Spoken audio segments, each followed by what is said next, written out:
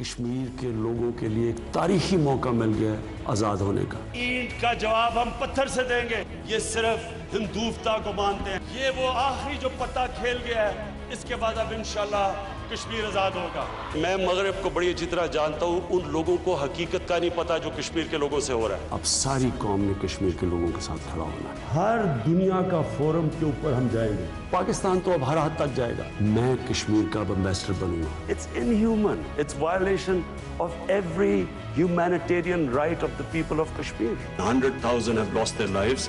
They have lost fear of death. At least lift the siege. I mean, it's a huge humanitarian crisis taking place. People of Kashmir have the right of self-determination. Illegally, they revoked Article 370. United Nations کی Security Council کے اندر اجلاس میں discuss ہوا 3 دفعہ. They put 8 million people of Kashmir under curfew. Mr. Narendra Modi is a life member of RSS. This RSS believed in the ethnic cleansing of Muslims. 100,000 Kashmiris have died in the past 30 years. This is a test for the United Nations. This is the time to take action. The RSS founding fathers were inspired by the Nazis. The Hindutva ideology is set to marginalize almost 300 million human beings. The government and people of Pakistan are committed to standing by and supporting the Kashmiri brothers and sisters. The international community must investigate these grave violations. Changing demographic structure of occupied territory is a war crime.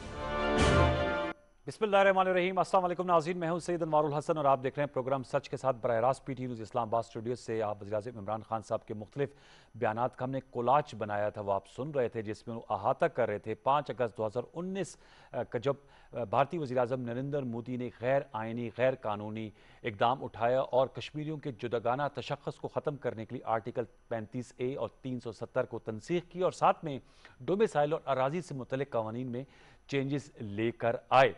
جیسے prime minister صاحب کہتے ہیں، آج پوری قوم نے تمام تر سیاسی وابستگیوں سے بالاتر ہو کے یوم استحصال کے طور پہ آج کا دن منایا، کیونکہ آج 2 سال بیت گئے ہیں، 730 دن گزر گئے ہیں، اور ان 2 سالوں میں ہم نے دیکھا کہ بھارت کی جانب سے جس قسم کے انسانیت سوز مظالم ڈھائے گئے کشمیریوں میں، وہ کچھ فگرز دے سپیک فار دیم سیلز۔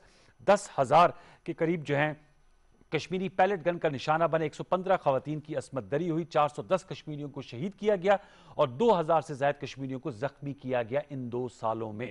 تو جہاں ہم یوم استحصال منا رہے ہیں اور وادی میں ہڑتال تھی اور کشمیری ڈائسپورا پوری دنیا میں احتجاج کر رہے ہیں، پاکستانی ان کے ساتھ ہیں، جلسے جلوس اظہار یکجہتی کی ریلیاں نکالی جا رہی ہیں، آج کی اس خصوصی نشست میں اس سیاق و سباق کے ساتھ ہم احاطہ کریں گے کہ ہمیں اب آگے کیا کرنا ہوگا، کیسے بھارت نے جو ایک فوجی محاصرہ قائم کیا ہوا ہے کشمیر مقبوضہ وادی پہ، اور جیسے پرائم منسٹر صاحب بھی کہہ رہے تھے کہ ہندوؤں کو لا کے بسایا جا رہا ہے، ڈیموگرافک بیلنس کو ختم کیا جا رہا ہے، اس کا کاؤنٹر کیا ہو سکتا ہے، کاؤنٹر حکمت عملی کیا ہو سکتی ہے۔ پروگرام کے پہلے حصے میں ہمیں جوائن کر رہے ہیں ایکسکلوسیولی صدر آزاد جموں کشمیر سردار مسعود خان صاحب، اسکائپ پر مظفر آباد سے میرے ساتھ موجود ہیں۔ بہت شکریہ، بہت نوازے سردار صاحب۔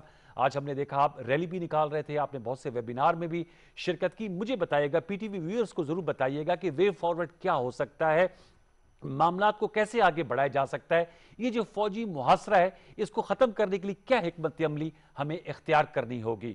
سردار مسعود صاحب۔ کیونکہ ہم نے سیاسی اور سفارتی راستہ اختیار کیا ہے تو اس لیے ہمارے اوپر یہ فرض عائد ہوتا ہے کہ سب سے زیادہ ذرائع ابلاغ عامہ کا استعمال کریں۔ اس سلسلے میں پاکستان ٹیلی ویژن کا شکریہ ادا کرنا چاہتا ہوں کہ انہوں نے کشمیر کے اوپر خصوصی توجہ دی ہے، اور یہ جو محاصرے کے 2 سال گزرے ہیں اس میں جو پاکستان ٹیلی ویژن ہے وہ خبریں ہوں یا پروگرام ہوں اس کے حوالے سے وہ ہمیشہ پیش رہا ہے، تو میں آپ کو اس سلسلے میں خراج تحسین پیش کرنا چاہتا ہوں اور اہل جموں و کشمیر کی طرف سے پاکستان ٹیلی ویژن کا شکریہ بھی ادا کرنا چاہتا ہوں۔ دوسرا، آپ نے یہ کہا کہ چونکہ میں نے کہا تھا کہ ہم نے سیاسی اور سفارتی راستہ اختیار کیا ہے، تو یہ ہے کہ ہم ہندوستان کے محاصرے کو اس وقت جو ہے فوج کشی کے ذریعے روک نہیں رہے، تو ہماری ذمہ داریاں دوگنا ہو جاتی ہیں کہ ہم کیسے اسے ایک بین الاقوامی عوامی تحریک میں تبدیل کریں۔ یعنی جو دنیا بھر کے ایوان ہیں ان کے دروازے ہم نے کھٹکھٹائے ہیں، اور جو دنیا بھر کی پارلیمنٹس میں وہاں ہم پہنچے ہیں، اس کے علاوہ جو ہمارے سفارت خانے ہیں متحرک رہے ہیں، جو ڈائسپورا کمیونٹی ہے اس نے مسئلہ کشمیر کو ایک بین الاقوامی مسئلہ بنا لیا ہے، اور اس کے بعد جو ہے تحریک آزادی کشمیر ایک بین الاقوامی تحریک انہی کی وجہ سے بن چکی ہے۔ تو کچھ ممالک بھی ہمارے ساتھ ہیں، اس کے علاوہ یہ ہے کہ جو عالمی رائے عامہ بھی ہمارے ساتھ ہے۔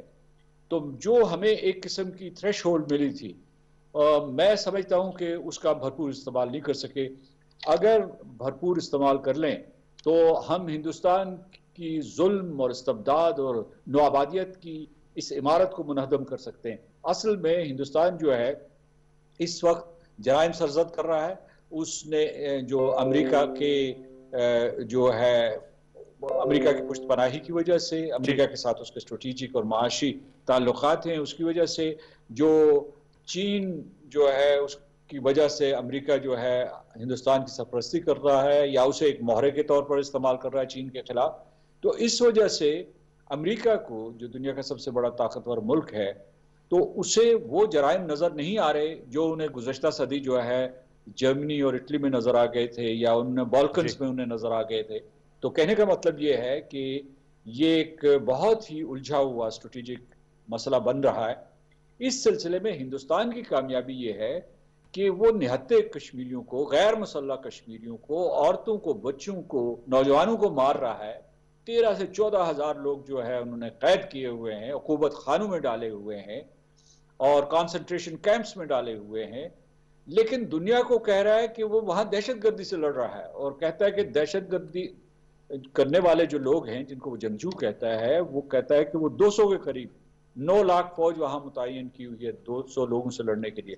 کہنے کا مطلب یہ ہے کہ اگر ہم جو ہے کامیابی کے ساتھ سیاسی ذرائع سے، سفارتی ذرائع سے یا ذرائع ابلاغ کے ذریعے ہم اگر دنیا کے سامنے ہندوستان کا چہرہ بے نقاب کر دیں، اور بہت سے لوگ جو ہے وہ بے نقاب کر رہے ہیں۔ یہ آپ کو یہ بھی یاد رکھنا چاہیے کہ 2019 کے بعد جس طریقے سے ہندوستان نشانہ تنقید بنا، ویسے پہلے نہیں بنتا تھا۔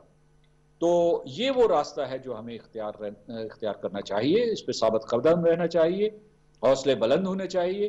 ہمیں جو ہے جو اندرونی اختلافات ہیں وہ مٹا کے ایک مشترکہ پلیٹ فارم قائم کرنا چاہیے سیاسی، اور اسی پلیٹ فارم کو لے جا کے ہمیں دنیا بھر میں جانا چاہیے، کیونکہ یہ جو کشمیریوں کے ساتھ ظلم ہو رہا ہے یہ انسانیت کے ساتھ ظلم ہو رہا ہے۔ جی آپ فرمائیے۔ جناب صدر، یہ آپ سے سوال کرنا چاہوں گا، آپ نے اچھے طریقے سے اس کا مفصل احاطہ کیا۔ سوال یہ ہے کہ آپ نے امریکہ کی بات کی۔ امریکہ اس وقت ہم دیکھ رہے ہیں چونکہ آپ کا ایک زبردست قسم کا سفارتی پس منظر بھی ہے، ان کا فوکس ہے افغانستان سے امریکی افواج اور نیٹو افواج انخلا کر رہی ہیں، 31 اگست اس کی ڈیڈ لائن رکھی گئی ہے، اور فوکس خطے کا بھی، اور ظاہر بات ہے پاکستان بھی اس سے بلا واسطہ طور پہ اور بالواسطہ طور پہ متاثر ہوگا جو بھی وہاں کی صورتحال بنتی ہے۔ تو فور فرنٹ پہ امریکہ کے لیے سخت وہ ایشو ہے، پھر مڈل ایسٹ کا ہے۔ میں آپ سے جاننا چاہوں گا کیسے کشمیر کے ایشو کو، جو یہ سلگتے ہوئے مسائل ہیں جو جنوبی ایشیا کی امن و آشتی کو ہلا کے رکھ سکتے ہیں، بیک برنر سے ہم فرنٹ برنر کے طور پہ یعنی فور فرنٹ پہ لا سکتے ہیں۔ آپ نے کہا کہ ذرائع ابلاغ، ہم نے دیکھا کہ انٹرنیشنلی بیڈ پریس مل رہی ہے نریندر مودی صاحب کو، New York Times, Washington Post articles ہے، Amnesty International, human rights organisation کہہ رہے ہیں کہ کشمیر میں جو ہے وہ آئرن کرٹن ہے، وہاں پر لوگوں کو لاک ڈاؤن، جب کیونکہ کووڈ کی وجہ سے لاک ڈاؤن کا جملہ بھی معروف ہو گیا، کشمیری تو اس سے بیچارے بہت عرصے سے عادی ہیں، وہاں پر کوئی کسی کی سنوائی نہیں ہے، غیر ملکی صحافیوں کو آنے نہیں دیتا۔ اب جو کشمیر میں ہم ایک پریمیئر لیگ کروا رہے ہیں اس میں بین الاقوامی کھلاڑیوں کو نہیں آنے دے رہا، بیڈ پریس ان کو مل رہی ہے، لیکن نریندر مودی سرکار ٹس سے مس نہیں ہو رہی۔ تو اور کیا کوئی قانونی آپشن بھی ہو سکتے ہیں اس کے حوالے سے؟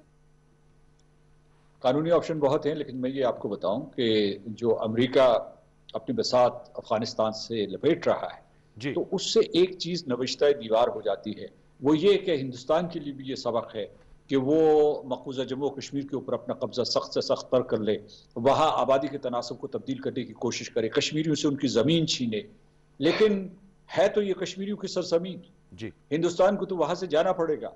تو مطلب جو افغانستان میں امریکہ کی کوشش ناکام ہوئی ہے، ٹھیک ہے وہ شروع میں آئے تھے، اس کے بعد ان کے پاس کوئی ایک بیانیہ موجود تھا، لیکن بعد میں جو ان کی طویل جنگ ہے، اور ابھی جو ہے وہ امریکی خود اس جنگ کو کہتے ہیں فار ایور وار، اور جس میں انہوں نے سرمایہ برباد کیا، امریکہ کی جانیں برباد کی، اور یہاں بھی جو ہے کوئی اصلاح نہیں ہو سکی افغانستان میں وہ کوئی بہتر نظام چھوڑ کے نہیں جا رہے ہیں، اور طالبان پھر جو ہے غالب ہو رہے ہیں۔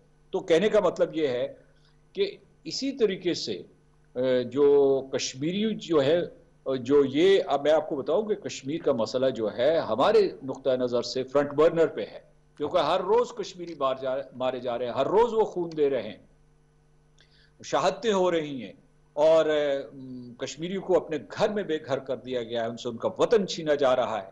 تو اس قسم کی بربریت کی مثال نہ 21ویں صدی میں ملتی ہے نہ 20ویں صدی میں ملتی ہے، بالخصوص دوسری جنگ عظیم کے بعد تو نہیں ملتی، جو اس پیمانے پہ مطلب 40 لاکھ لوگ آپ سوچئے گزشتہ اپریل سے اب تک جو ہے ہندوستان نے یہ جو ہندو ہیں علاقے جو غیر قانونی طور پر مقبوضہ جموں کشمیر میں آباد کیے ہیں، یہ ایک قسم کی جینوسائیڈ نسل کشی ہے، اس کو کہتے ہیں کہ یہ انسانیت کے خلاف جرم ہے۔ بین الاقوامی قوانین موجود ہیں، تو آپ کہتے ہیں کہ قانونی چارہ جوئی کی جا سکتی ہے، بالکل کی جا سکتی ہے، اور اس سلسلے میں یہاں پاکستان میں جو ہے آگے ہی بڑھی ہے، اور یہاں کئی حلقے جو ہیں اس سلسلے میں متحرک ہیں۔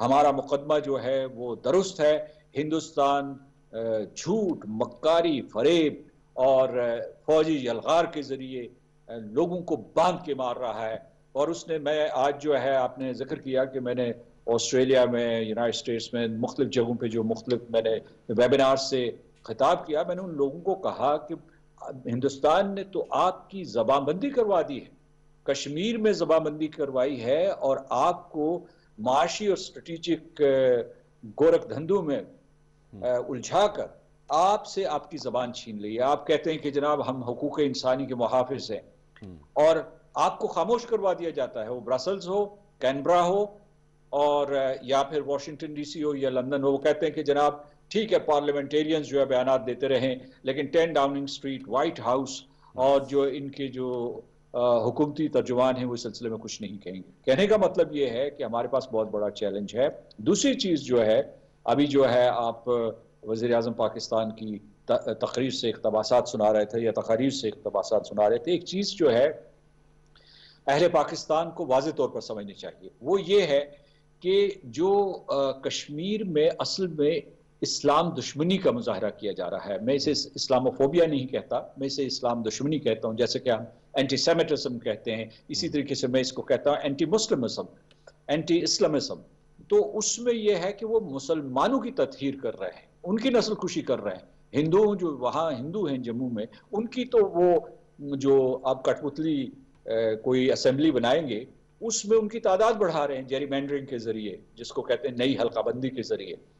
تو کہنے کا مطلب یہ ہے کہ مسلمان نشانے پر ہیں اور پاکستان نشانے پر ہیں۔ سن لیجئے جو ان کا راشٹریہ سوائم سیوک سنگھ کا جو نیتا ہے موہن بھگوت، یا جو ان کے بھارتیہ جنتا پارٹی کی جو ہے کابینہ کے کچن کیبنٹ کے جو ارکان ہیں، وہ یہ کہہ رہے ہیں کہ انہوں نے پاکستان کو تباہ کرنا ہے، اکھنڈ بھارت بنانا ہے۔ یہ کوئی ایسے نہیں کہ ہم مس ریڈ نہیں کر رہے اس صورتحال کو۔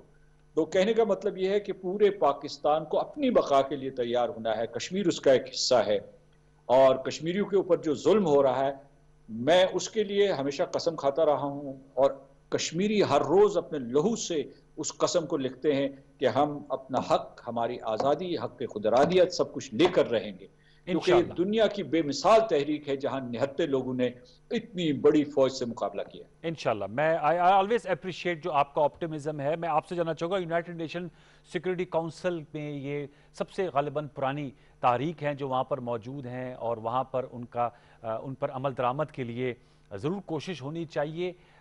آپ چونکہ فارن آفس میں بھی رہے، آپ پاکستان کے سفیر بھی رہ چکے ہیں، یونائٹڈ نیشن میں ہمارے مستقل مندوب بھی رہ چکے ہیں، وہاں پر مقدمہ کیسے تگڑے انداز میں لڑا جا سکتا ہے؟ ہم نے دیکھا کہ چائنا نے بھی کوشش کی، رشیا نے بھی کوشش کی، لیکن ظاہر بات ہے ویٹو پاور استعمال کر دی جاتی ہے۔ آپ نے بڑے اچھے طریقے سے کہا کہ ایک ڈسکونیکٹ ہے، White House, 10 Downing Street, France ہو اور دیگر جو اہم اقوام ہیں وہ بہت اکنامک انٹرسٹ ہیں، اسٹریٹجک انٹرسٹ ہے، ان کی وجہ سے لب کشائی نہیں کرتی، ان کی عوام میں ریلیز بھی نکلتی ہیں، جو کشمیر ڈائسپورا وہ بھی کردار ادا کرتا ہے۔ کیا سردار مسعود صاحب بتائیے گا، یونائٹڈ نیشنز میں پرائم منسٹر صاحب نے تو زبردست قسم کی سپیچ کی تھی، کووڈ کی وجہ سے پھر ورچوئل اجلاس ہوا، کیا مزید ہم وہاں پر کر سکتے ہیں؟ فارن آفس میں کوئی کشمیر ڈیسک بنائے جائیں، وفود بھیجی جائیں، رائے عامہ کو ہموار کیا جائے، چونکہ آپ نے اہل پاکستان کو بھی پکارا ہے، اس حوالے سے ذرا روشنی ڈالیے گا۔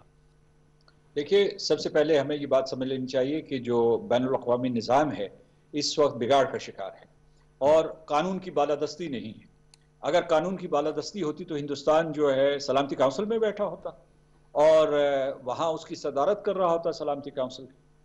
تو اور دوسرے یہ ہے کیونکہ مطلب جو مجرم ہیں وہ خود جو ہے جا کے منصف بنے ہوئے ہیں وہاں تو اور دنیا کو وہ سبق سکھا رہے ہیں کہ جناب جو ہے وہ امن و سلامتی کے لیے کیا کرنا چاہیے. انہوں نے تو کشمیر میں مقبوضہ جموں و کشمیر میں امن و سلامتی کا ستیاناش کر دیا ہے جس مقصد کے لیے اقوام متحدہ بنی تھی یہ تنظیم جس نے جو مستقبل کی نسلوں کو سکرج آف وار سے بچانا تھا وہ سکرج آف وار اگر آپ نے دیکھنی ہے تو مقبوضہ جموں و کشمیر میں جا کے دیکھیں. آپ نے کہا کہ ہمیں کیا کرنا چاہیے. میں آپ کو بتاتا ہوں کہ اس سلسلے میں ہمیں کسی خوش فہمی کا شکار نہیں ہونا چاہیے. ہمیں ایک دوسرے کو خوش کرنے کے لیے جو ہے وہ بیانات نہیں دینے چاہیے. ہمیں جو ہے جو چیز سامنے نظر آ رہی ہے جو ہندوستان کے ساتھ یہ نفرت کا ٹھاٹھے مارتا ہوا سمندر آپ کی طرف آ رہا ہے جو آپ کو تباہ و برباد کرنا چاہتا ہے اس کے لیے تیاری کرنی چاہیے. اور میں آپ کو یہ بات بتاؤں کہ یہ مقدمہ آپ کا ہے اہل پاکستان کا ہے تو اسے لڑنے کے لیے وسیع پیمانے پر یہ جو ڈیسک بنانے ہیں یا یہ اس قسم کی جو کشیدہ کاری ہے میں آپ کو یقین دلاتا ہوں میرا بھی سفارتی تجربہ ہے جس کا آپ نے ذکر کیا ہے اس سے کوئی فرق نہیں پڑے گا جب تک کہ آپ جو ہے ایک مضبوط قوم کے طور پر مضبوط معیشت کے طور پر ایک مضبوط قلعے کے طور پر جو ہے دنیا میں نہیں ابھرتے ہیں اور اس کے بعد جو ہے اپنے پاؤں پہ نہیں کھڑے ہوتے ہیں تو اس وقت تک جو ہے اور اس کے لیے جو ایک عالمی سطح پہ آپ کو تحریک چلانی چاہیے یعنی جیسے میں کہتا ہوں کہ جو سول رائٹس موومنٹ چلانی چاہیے کیونکہ یہ اب جو ہے حکومتوں کے بس کی بات نہیں ہے. وہ تو مطلب چین دشمنی میں اتنے بڑھ گئے ہیں تو وہ کہتے ہیں کہ اب ساری دنیا کی اقوام کو جو اہل مغرب کہہ رہے ہیں کہ یا تم ہمارے ساتھ ہو یا چین کے ساتھ ہو کوئی درمیانی سپیس ہی موجود نہیں ہے.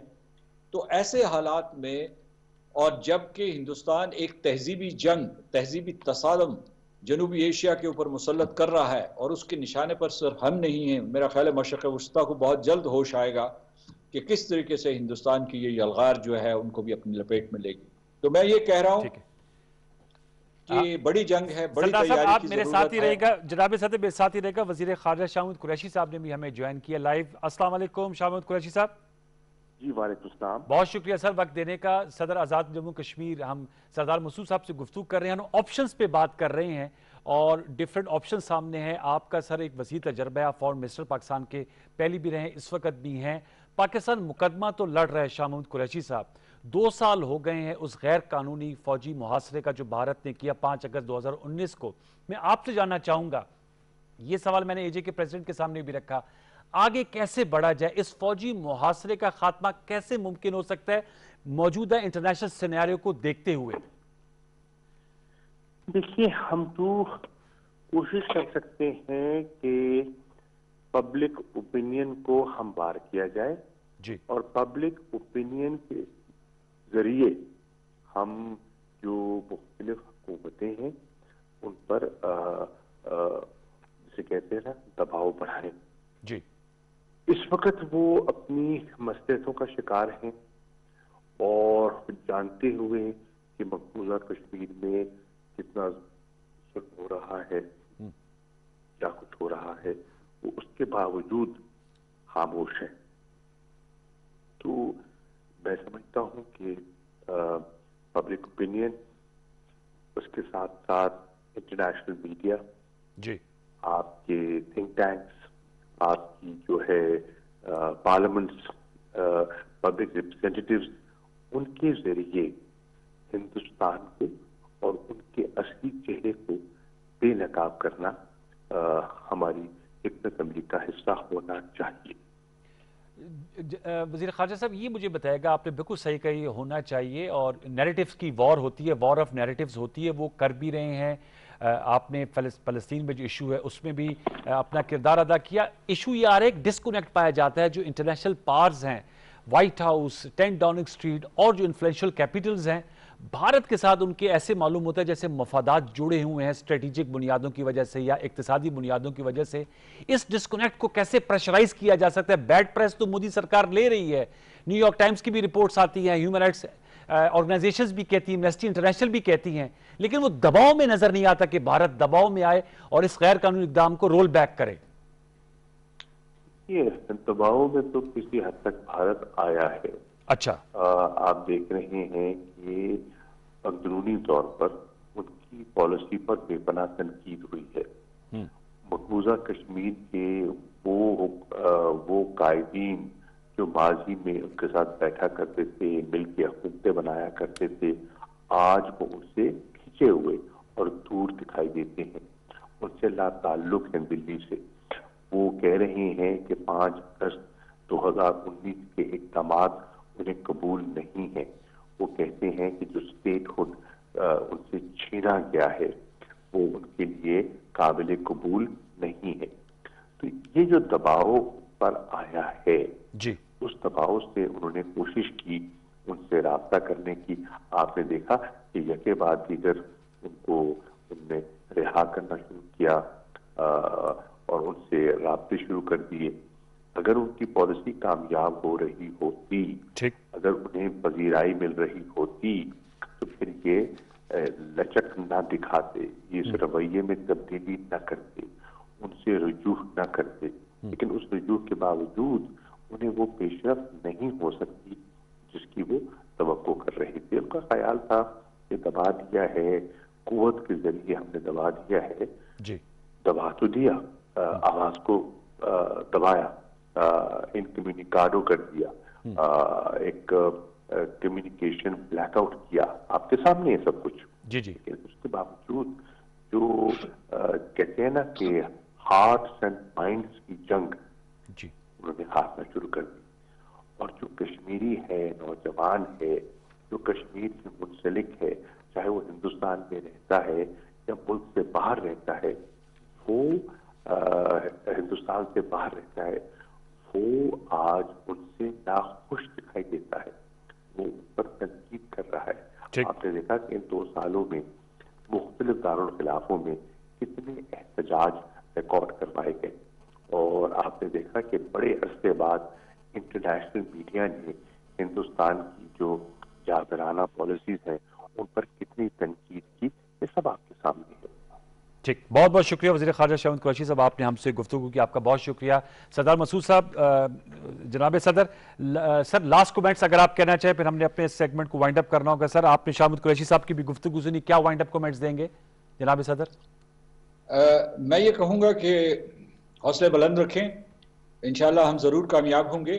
اور یہ بھی میں کہوں گا کہ جب آپ کے اوپر جنگ مسلط کر دی جائے تو یا آپ وہی ہتھیار اٹھاتے ہیں, کیونکہ کشمیری کے اوپر تو اس وقت جنگ مسلط کر دی گئی ہے, اور میں سمجھتا ہوں کہ بالواسطہ طور پر پاکستان کے اوپر بھی جنگ مسلط کر دی گئی ہے. اور اس طریقے سے میں سمجھتا ہوں کہ کشمیر کے حوالے سے ہم حالت جنگ میں ہیں. ٹھیک, یہ جو کشمیر کے اوپر فوجی محاصرہ ہے, اس کے براہ راست اثرات جو ہے وہ پاکستان کے اوپر مرتب ہو رہے ہیں. لہٰذا میں یہ کہوں گا کہ یا تو وہ ہتھیار ہم استعمال کریں گے یا وہ ہتھیار کریں گے تاکہ ہم ہندوستان جیسے ایک جارے ملک کو اس کے ان جرائم کی سزا دلوا سکیں یا اس کی جارحیت کو ختم کر سکیں. تو ایک نئی حکمت عملی کی ضرورت ہے, حوصلے بلند ہونے چاہیے. ایک بہت عظیم قوم ہے.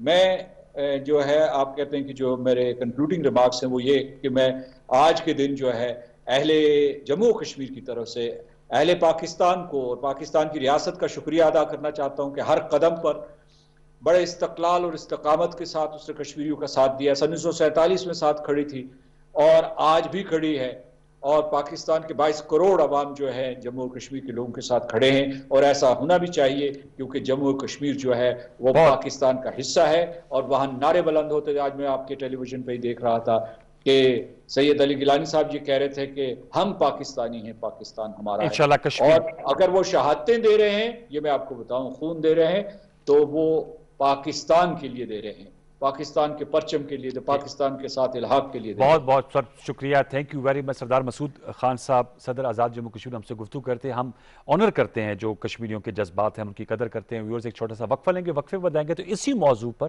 مختلف زاویوں سے گفتگو کر رہے ہوں گے. ہمارے ساتھ رہے, ایک چھوٹا سا وقفہ لے لیجیے.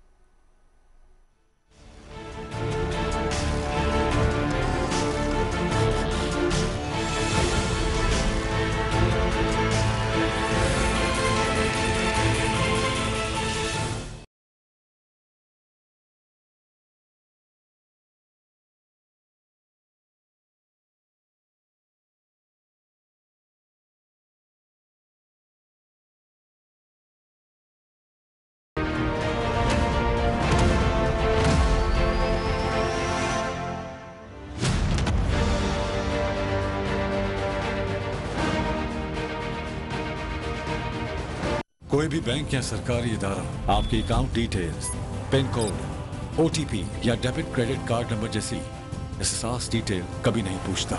अगर कोई कॉल, ईमेल या SMS के जरिए आपसे ये डिटेल मांगता है तो ये आपकी जिम्मेदारी है कि आप उस कॉल की तमाम डिटेल अपने बैंक के कॉल सेंटर को पहुंचा दें। तो फिर आए मिलकर इन जालसाजों को पकड़ते हैं। A public service message by Pakistan Banks Association. पूरी दुनिया इंसानियत उन मज़ालिम पर खामोश है, लेकिन पाकिस्तान खामोश नहीं रहेगा। पाकिस्तानी कौम खामोश नहीं बैठेगी। और जिस तरह वज़ीर-ए-आज़म इमरान ख़ान ने कश्मीर का मुक़द्दमा UN के प्लेटफार्म से लेकर हर प्लेटफार्म पे बबांग दुहल और एक मज़बूत तरीके से एक डिप्लोमेसी के ज़रिए से कश्मीरियों के लिए आवाज़ उठाई है, हम इससे एक इंच पीछे नहीं हटेंगे और कश्मीरियों की हक़ खुद इरादियत और आज़ादी के लिए इंशाअल्लाह ताला पाकिस्तान का बच्चा बच्चा कश्मीरी बनेगा और कश्मीरियों का आवाज़ बनेगा।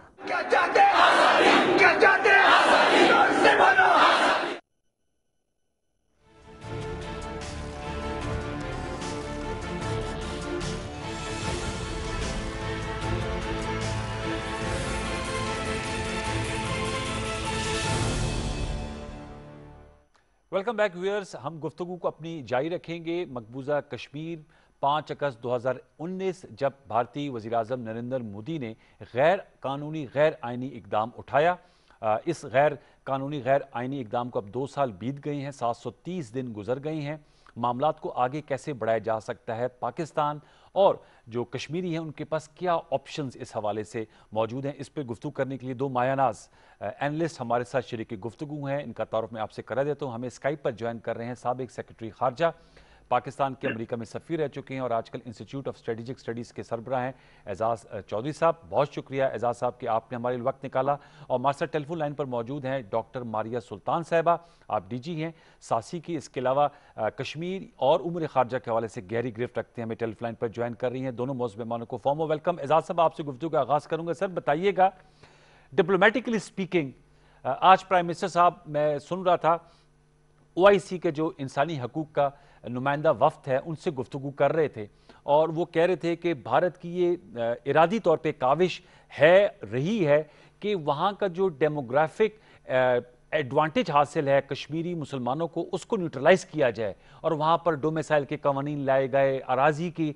कवानीन में तब्दीली की गई। जो कश्मीरी या जम्मू के हिंदू हैं उन ख़वातीन से कहा गया कि अगर वो बाहर से भी शादी करती हैं तो उनको भी शरीयत मिल जाएगी। मैं आपसे जानना चाहूँगा किस तरह डिप्लोमेटिकली स्पीकिंग इसको काउंटर किया जा सकता है। एक तरफ तो हम ह्यूमन राइट्स के हवाले से कह रहे हैं कि संगीन खिलाफ वर्जी हो रही है, वे फॉरवर्ड आप सजेस्ट कीजिएगा। एक तरफ हम दिन मना रहे हैं, यौम इस्तेसाल के तौर पे मना रहे हैं, दूसरी तरफ हमारा आगे की हिकमत अमली क्या होनी चाहिए?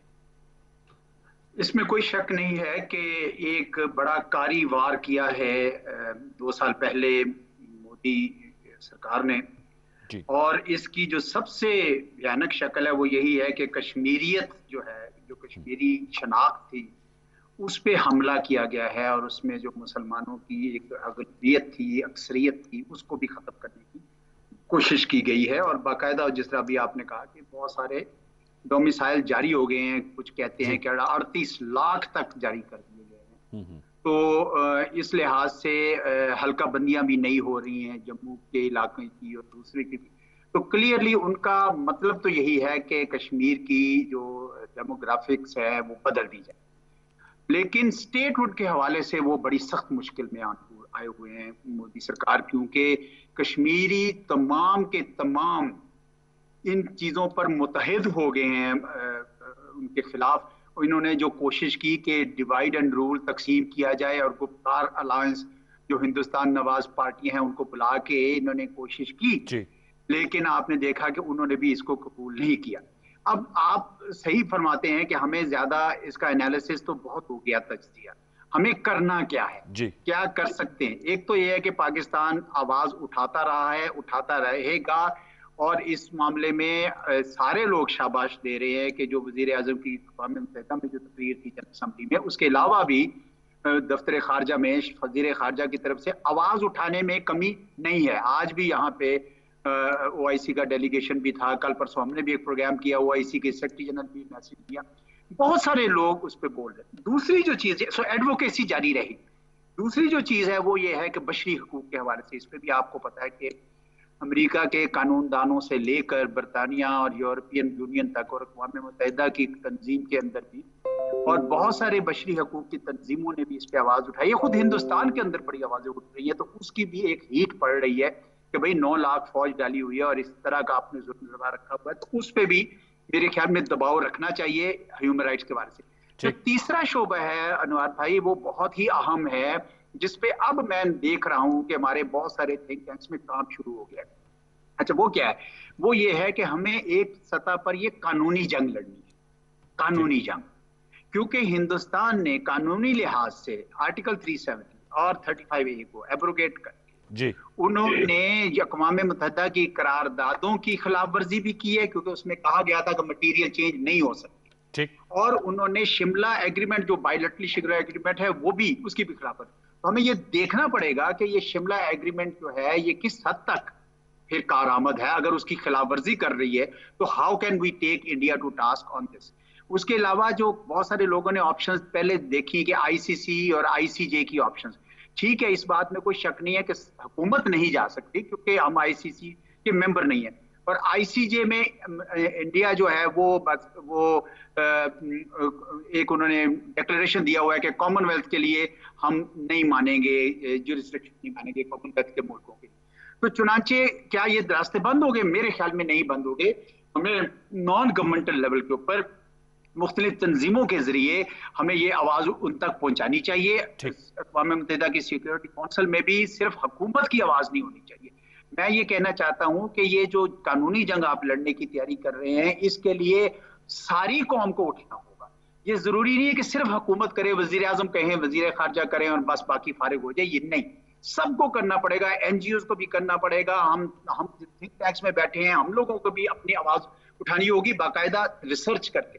اور یہ چوتھا جو شعبہ ہے، میں اس معاملے میں آپ کو یہ کہنا چاہوں گا کہ چوتھا شعبہ یہ ہے کہ ہم جو ہندوستان کے اندر جو اس وقت ہو رہا ہے جس سے یہ کشمیر کی صورتحال جڑی ہوئی ہے، کیا ہو رہا ہے ہندوستان کے اندر؟ ہندوستان کے اندر یہ ہو رہا ہے کہ وہاں پہ ایک فاشسٹ نظریہ پنپ رہا ہے کہ ہندوستان صرف ہندوؤں کے لیے ہے، جس کا مطلب یہ ہوا کہ 30% لوگ جو مائنورٹیز ہیں وہ آپ ہندوستان میں دشمن بنا بیٹھے ہیں، اور کشمیر کو بھی آپ اسی حوالے سے دیکھ رہے ہیں کہ مسلم اکثریت ہے، اس کو ختم کیا جائے.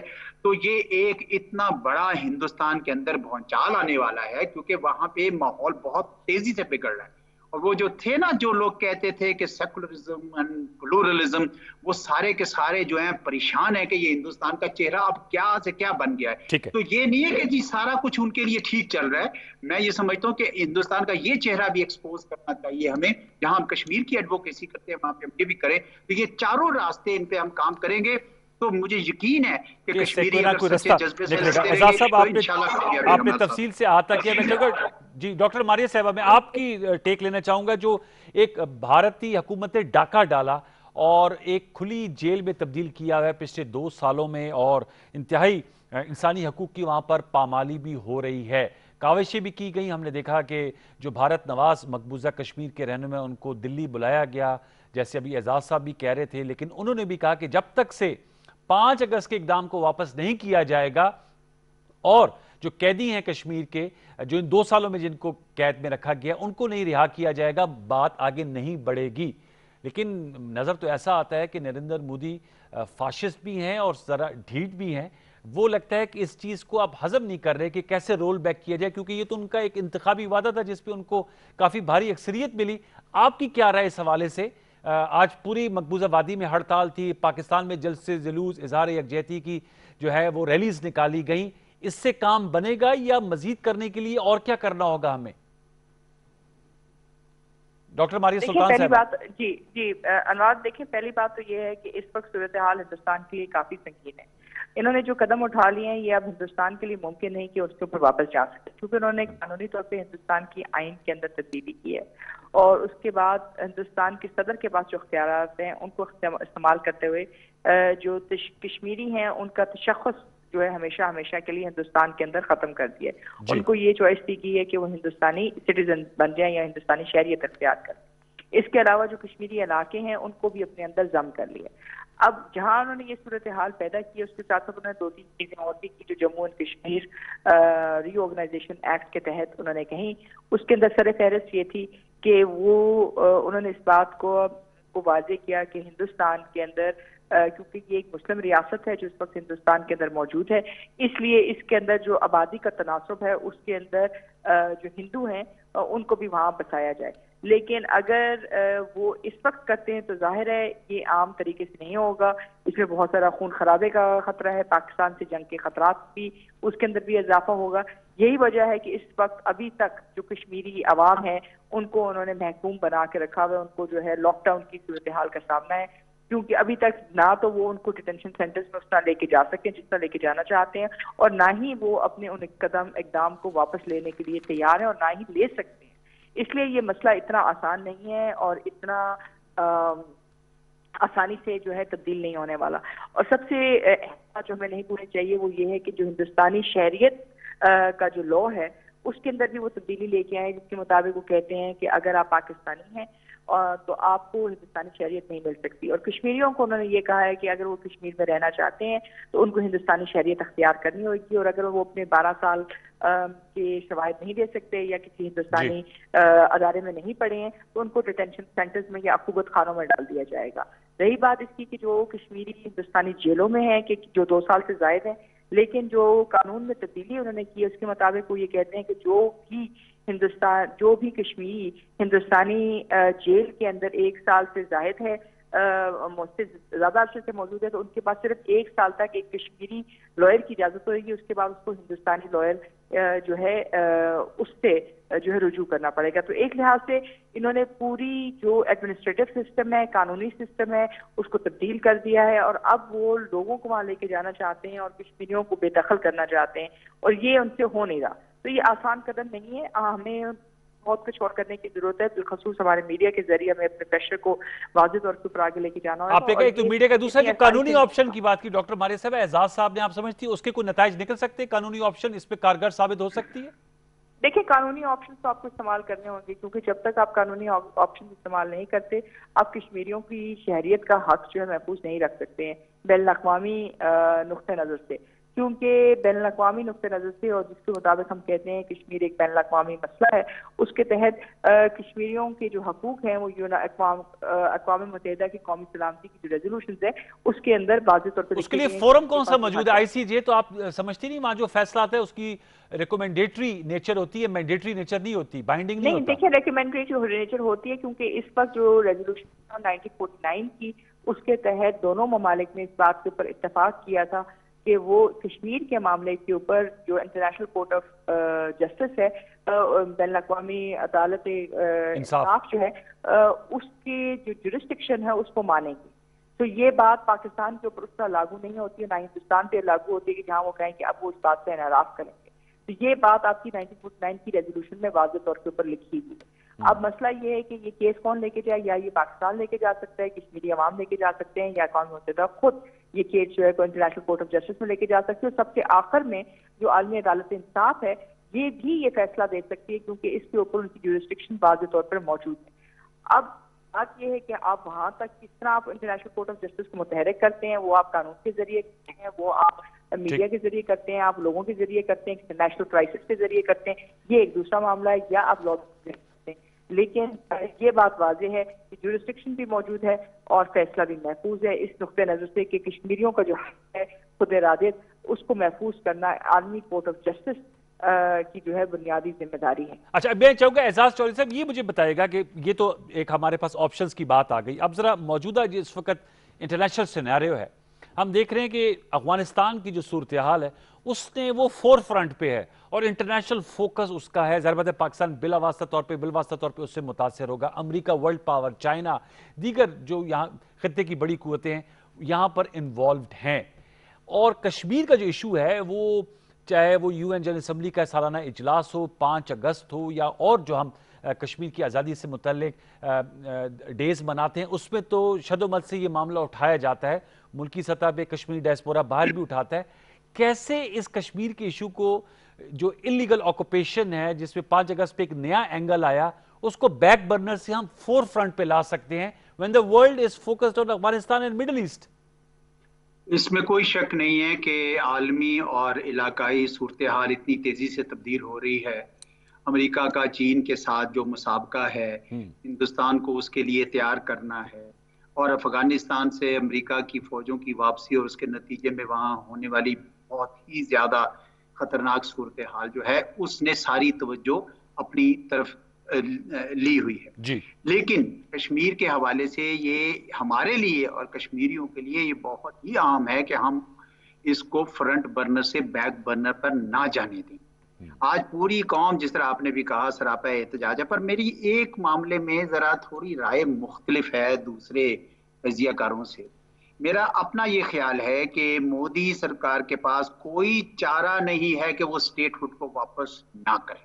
ان کو کرنی پڑے گی، ان کو کرنی پڑے گی، کیونکہ پورے کے پورے کشمیری، کوئی ایک کشمیری ایسا نہیں ہے جو اپنی شناخت کو ختم کرنے کو تیار ہے. تو یہ آئینی ترمیم واپس کیسے لیے جا سکے گے جیسے ڈاکٹر ماریہ کہہ رہی ہیں؟ یہ ان کا اس کے لیے اپنی مقننہ کے ساتھ اور اپنی کورٹس کے ساتھ ان کا جھگڑا کرنا پڑے گا. پاکستان نے بھی کہہ دیا ہے کہ جب تک یہ واپس نہیں ہوگا ہم آپ سے کوئی بات چیت نہیں کریں گے. ہم تو آرٹیکل 370 کو تو مانتے ہی نہیں، لیکن کشمیر اسٹیٹ ہوڈ جو تھی اس کو ختم کر کے یونین ٹیریٹریز بنانا ہمیں قبول نہیں. میرا اپنا ذاتی خیال یہ ہے کہ وقت جو ہے وہ ان کے گرد گھیرا تنگ کر دے گا، یہ واپس کر دیں گے. لیکن جو چیز واپس نہیں ہو رہی اور جو مشکل ہوگی واپس کرنی، وہ ہے ڈیموگرافک انجینئرنگ جو شروع ہو گئی. جو وہاں پہ کشمیری جو ان کی ایک ڈیموگرافک کمپوزیشن تھی وہ ساری تبدیل ہو رہی ہے. اور اب اگر آپ نے 38 لاکھ لوگوں کو وہ دے دیا ہے ڈومیسائل، تو ان کی 80 لاکھ تو کل آبادی تھی، تو آپ دیکھ رہے ہیں کہ صورتحال کتنی تیزی سے وہاں پہ تبدیل ہو رہی ہے. تو آج سے اگر 2 سال بعد یا سال بعد یا 6 مہینے بعد، خدا جانے، جب بھی یہ اسٹیٹ ہوڈ کو واپس کرتے ہیں تو وہ تو ہالوڈ آؤٹ اسٹیٹ ہوڈ ہوگی نا، کیونکہ اس کے اندر سے یہ انہوں نے کشمیر اس طرح کی تو کشمیری جو شناخت تھی وہ تو ختم ہو گئی ہوگی. تو یہ اس وقت میرا یہ خیال ہے کہ ابھی بھی وقت ہے کہ ہم اس پہ پورا دباؤ ڈالیں ہندوستان کو، اور کوشش کریں جو ہمارے دوست ممالک ہیں، باقی سب لوگ بھی. بدقسمتی سے بہت سارے علاقے کے ممالک اور دوسرے بھی وہ یہ سمجھتے ہیں کہ یہ پاکستان اور ہندوستان کا باہمی تنازع ہے اور اس پہ ہم نہ پڑیں کسی کو. اس لیے ہندوستان کو اس کا فائدہ ملتا ہے. ہندوستان نے بھی چکر دے رکھا ہے پوری انٹرنیشنل کمیونٹی کو کہ ایک طرف وہ ہمیں وہ کہتا ہے، اگر کوئی ان سے بات کرے تو کہتا ہے جناب یہ تو ہمارا 2 طرفہ معاملہ ہے، آپ بیچ میں مت آئیے. لیکن 2 طرفہ طور پر تو وہ بات چیت بھی نہیں کرتا سنجیدگی کے ساتھ. تو اس لحاظ سے یہ ہمارے لیے مشکل ضرور ہے، اس میں کوئی شک نہیں ہے. پر میرا یہ خیال ہے کہ ہندوستان جو ہے وہ جیسے جیسے ان کے اپنے اندر ہیٹ بڑھے گی، ان کو یہ اسٹیٹ ہوڈ کم از کم واپس کرنی پڑے گی. میں اس کا ڈیموگرافکس کا نہیں کہہ سکتا، کیونکہ وہ بہت بڑی اور کاری ضرب جو ہے وہ لگی ہے، اور اس سے کشمیر کے اندر بھی بڑی کشیدگی پھیل جائے گی. جی ڈاکٹر ماریہ، آپ کیا کہیں گے اس حوالے سے جو انٹرنیشنل سینیریو ہے اس میں امریکہ، ظاہر بات ہے ہم نے دیکھا پہلے بھی پرائم منسٹر عمران خان صاحب نے ان کے سابق صدر ڈونلڈ ٹرمپ سے کوشش کی کہ وہ اس میں کردار ادا کریں، انہوں نے بھی حامی بھر لی. اب تو president Joe Biden, U S president کا سارا فوکس تو انخلا پہ ہے. 31 اگست ڈیڈ لائن ہے، اس کے بعد کی جو صورتحال بنتی ہے افغانستان کی. تو آپ کیا کہیں گی کس طرح ہم کشمیر کی ایشو کو الائیو رکھ سکتے ہیں، کیونکہ پاکستان اور خود پرائم منسٹر صاحب کہتے ہیں کہ وہ سفیر اور وکیل کے طور پہ مقدمہ لڑتے رہیں گے کشمیر کا.